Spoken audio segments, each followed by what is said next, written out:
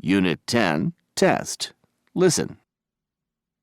Kelly, what can we cook for our dinner party tonight? Well, let's see, Dan. We have chicken, and there's some fish. I don't know. Eric and Mary don't eat chicken or fish. No problem. There's some pasta. And is there any ice cream? No, there isn't. But we have cookies. That's a great idea. We have some apples, too. We can have cookies and fruit for dessert. Perfect. Do we have any cake? Yes, we do, but we don't need more desserts. The cake isn't for the party. It's for me. I'm hungry.